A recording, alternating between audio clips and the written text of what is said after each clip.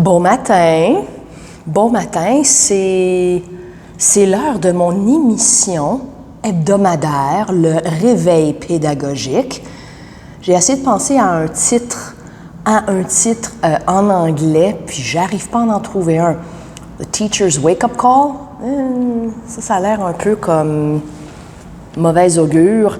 Est-ce que je dis the pedagogical alarm clock? Non, non. Good morning teacher, ça fait trop cucu, je sais pas. Mais réveil pédagogique, ça sonne bien, je trouve. Puis là, j'ai pas oublié mon micro. Yes, mon micro qui est ici. Allô? J'ai pas oublié mon micro cette fois-ci. Je suis en train de faire ma mise en place matinale. Je me prépare tous les matins, j'installe mon ordinateur. Là, je ne sais pas ce qui se passe dehors, là, mais on dirait que tous les bruits possibles décident de se faire entendre ce matin pendant que je suis en train de filmer. C'est pas grave. On va enlever ça au montage. Ou peut-être pas. Peut-être que non. Peut-être c'est bien d'avoir quelque chose d'authentique. Quelque chose d'authentique. Rien de trop léché. Tu sais? Rien de trop photoshopé. C'est quoi le Photoshop auditif? Est-ce que ça existe, ça? En tout cas. Bonjour. Alors, tout ça pour dire que ce matin, de quoi allons-nous parler? Oui, il y a une couple de choses qui méritent d'être mentionnées. Premièrement, il y a eu un article qui a été publié dans la presse. Oh, je vais essayer de le trouver, il est dans mon sac. Qui a été publié dans la presse au sujet du fait que les cégeps vont manquer de place. OK. Bon, tu me dis que déjà il manque de place maintenant dans certaines écoles, qu'il y a un manque de profs, qu'il y a des élèves qui attendent leur tour pour entrer à l'école parce que les écoles sont surpeuplées. Je ne suis pas surprise qu'il va nous manquer de la place dans les cégeps. OK? C'est pas mêlant. Quand on sait qu'il y a beaucoup d'élèves, quand on sait qu'on a des problèmes à placer ces élèves-là, quand on sait qu'il y a un manque d'enseignants. Il y a plein de petits indices qui font en sorte qu'on va avoir un problème rendu au cégep. Puis ce qu'on précise dans l'article, c'est qu'il y a eu aussi un mini baby-boom. Et ça, c'est ce que... c'est ce qui étonne peut-être les gens. C'est comme, oh, on a plus d'enfants. Ben... Quand on entend la génération actuelle, quand on voit les memes sur Internet, comme quoi peut-être avoir des enfants, c'est peut-être pas ce qui les intéresse.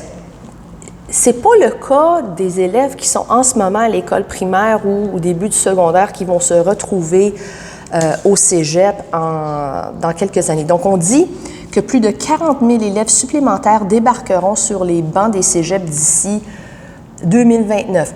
Ça, c'est comme... C'est bientôt, là. C'est bientôt. Ça, c'est dans 7 ans, je vais juste dire, 7 ans. Donc, ça veut dire qu'ils sont comme... Ces élèves-là sont fin du primaire, peut-être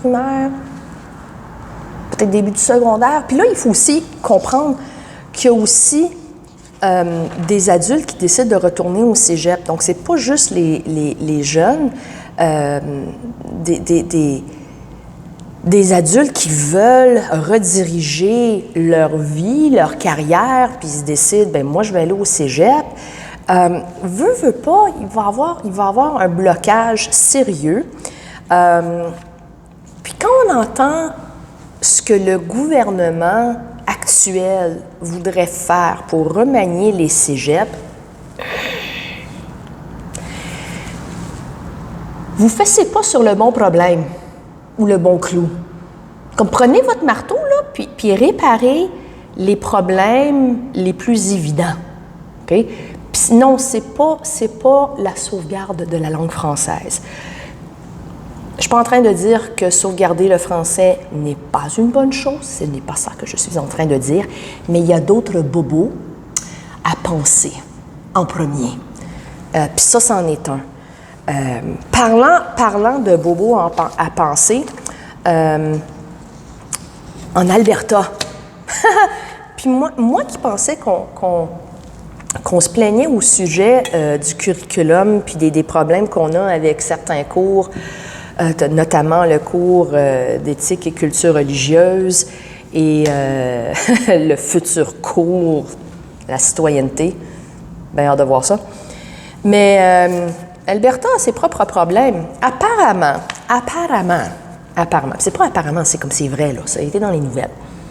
Il y a eu une révision qui avait été débutée, je pense, en 2018-2019, pour revoir le curriculum au grand complet de la province de l'Alberta. Puis là, depuis que le gouvernement Kenney est au pouvoir, ils ont décidé de changer ça au grand complet et le gouvernement a choisi ses propres experts pour réviser le contenu. Là, pour les élèves de la maternelle jusqu'en 4e année, ils devront obtenir des connaissances communes, ce qu'on appelle le core knowledge. Puis là-dedans, il y a des dates à retenir, là, comme ils se sont vraiment concentrés sur les sciences humaines. Donc, la rétention de dates, des éléments qui sont normalement étudiés, du moins au Québec, au secondaire, c'est-à-dire la Rome antique, la Chine, Genghis Khan, des trucs comme c'est des élèves du primaire, là. C'est pas des élèves universitaires qui vont étudier l'histoire chinoise. Puis apparemment, ils font en sorte de ne pas toucher l'histoire autochtone parce que, puis ça, et je cite et je traduis, ça ferait trop peur aux élèves. Donc, le gouvernement albertain voudrait ne pas toucher à l'histoire autochtone et l'histoire des écoles résidentielles parce qu'ils ne veulent pas faire peur aux jeunes. Puis là, on découvre qui est la ministre de l'Éducation en Alberta, c'est-à-dire Adriana Lagrange. Puis là, j'ai fait des recherches au sujet d'Adriana Lagrange. Merci Wikipédia.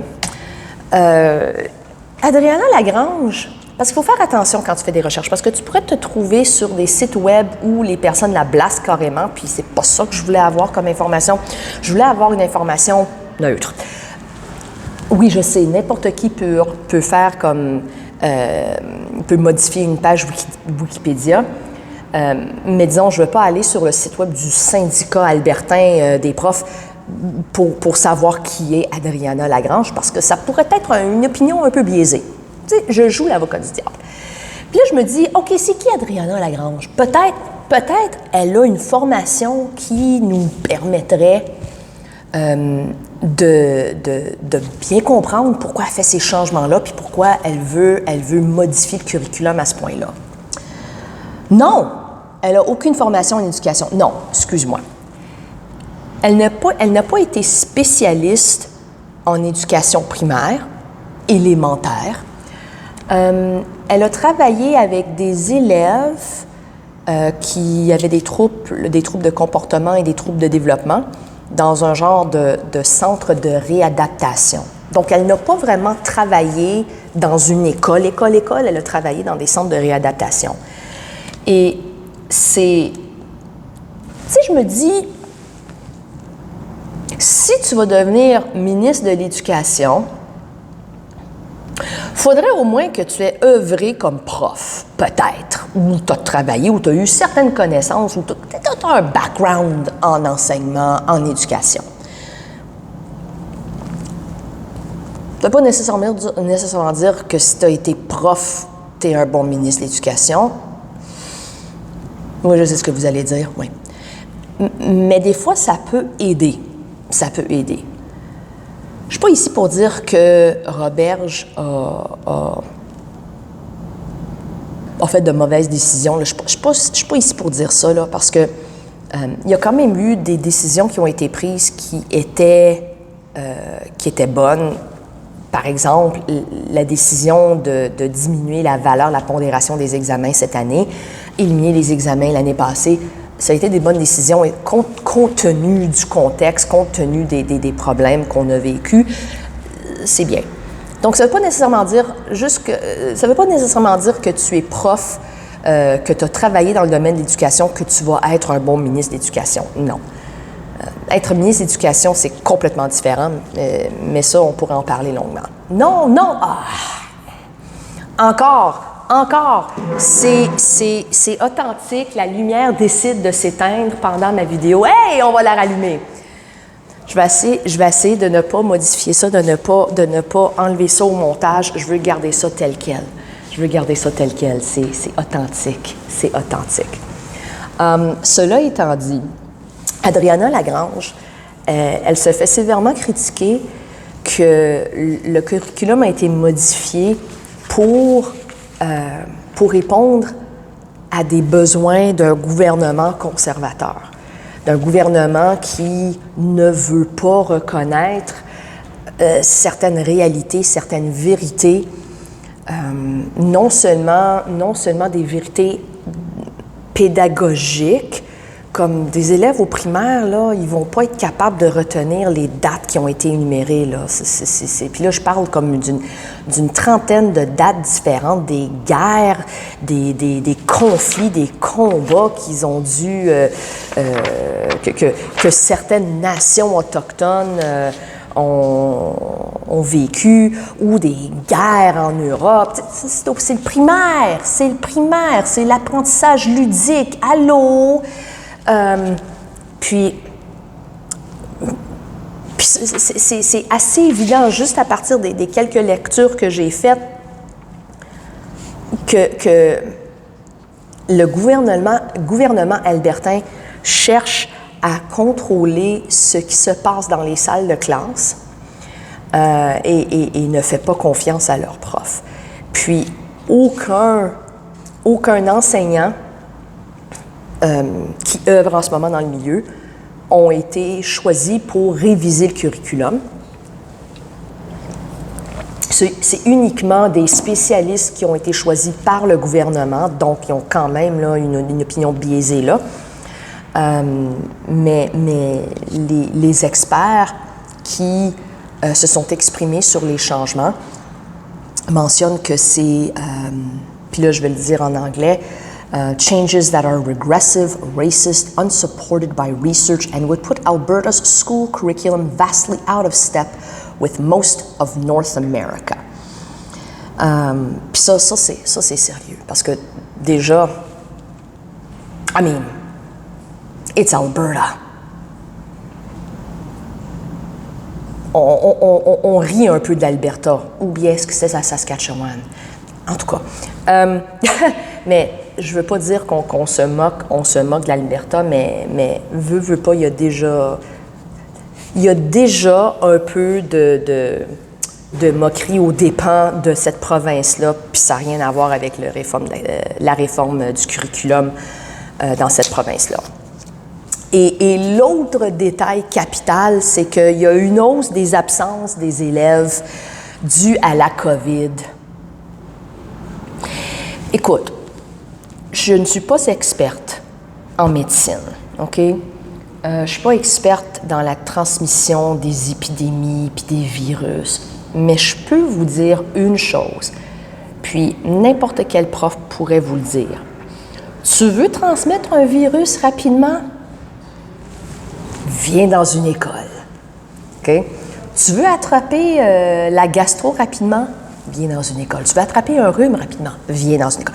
Donc, c'est sûr qu'il y a une plus grande hausse des cas de COVID et des absences dues à la COVID chez les élèves parce qu'on est en train d'éliminer certaines restrictions qui étaient en place depuis le début de l'année. Veux pas, il va y avoir une hausse. Tu sais, dans ma classe, régulièrement, là, j'ai entre 5 à 8 élèves d'absents. Bon, là, est-ce que c'est tout à cause de la COVID? Je ne sais pas. Puis ça, c'est une autre chose. Paul Arcan l'a mentionné ce matin. Il y a de plus en plus d'élèves qui sont absents à cause d'anxiété, de dépression. Puis ça, je le vois aussi. Puis ça prenait pas un doc en médecine pour le reconnaître et le voir. Puis ça, je le vis personnellement à la maison, OK? Mais deux, je le vois dans le visage des élèves. Les élèves, tu sais, oui, normalement, à ce temps-ci de l'année, ils ont l'air de zombies, mais ils ont l'air encore plus de zombies cette année, je trouve. Et, je veux pas dire qu'ils ont tous abandonné, qu'ils ont perdu espoir. C'est pas ça que je suis en train de dire. Ce que je crois, ce que je crois qui est en train d'arriver, là, c'est que les élèves se font dire qu'il faut qu'ils se dépêchent, qu'ils se rattrapent. Puis ça je vais en parler un peu plus, peut-être pas dans cette vidéo, mais dans une prochaine vidéo, qu'ils doivent se rattraper, qu'il y a beaucoup de rattrapage à faire, qu'ils doivent finir avant la fin de l'année. Ça me ramène à ce que j'ai dit auparavant. Tu te rattrapes à quoi? Tu te rattrapes à qui? L'apprentissage, là, ça ne s'arrête pas au secondaire. C'est un processus qui continue bien après le secondaire. Puis si tu n'as pas fini tes maths en secondaire 5, oui, c'est plate, je le sais. Mais tu peux te rattraper soit au cégep, soit dans un centre professionnel, centre d'éducation aux adultes. Il y a moyen de se rattraper. Puis je pense que le gouvernement a encore cette pensée un peu archaïque de voir l'apprentissage, le cycle se termine, c'est fini, tu as fini le secondaire, bye-bye. Puis malheureusement, ça met énormément de pression sur les élèves parce qu'ils se disent, si je ne peux pas finir mon secondaire, si je ne peux pas finir mes maths, si je ne peux pas finir français maintenant, je suis fini. Je suis pourri, ça vaut rien, ça vaut pas la peine de continuer. Puis ça, c'est désolant. Puis ça se voit dans leur visage. C'est pour ça que j'essaie de créer le moins de pression possible dans ma classe. Ton travail est en retard. Rattrape-toi. Mais pas te rattraper dans le sens que tu vas être en retard. Non. Fais-le. Remets-le-moi quand tu vas le terminer. Il n'y a pas de stress, il n'y a pas d'anxiété. Parce que c'est pas en les poussant constamment qu'on va les motiver. Ce n'est pas en mettant de la pression qu'on va les encourager à persévérer. C'est pas comme ça. Oui, il y en a qui ont un côté compétitif, puis ils vont sauter sur ça, mais il y en a trop qui vont abandonner. Puis c'est ce qui va arriver. Puis c'est ça. Je voulais pas finir sur un downer, mais c'est ça. Il fait beau aujourd'hui. Lundi, le 4. Oh, j'ai oublié de changer mon calendrier. On est encore mars. Damn! OK, il va falloir que je fasse ça. C'est ça. On est le 5. On est le 5 ou on est le 4? On est le 4.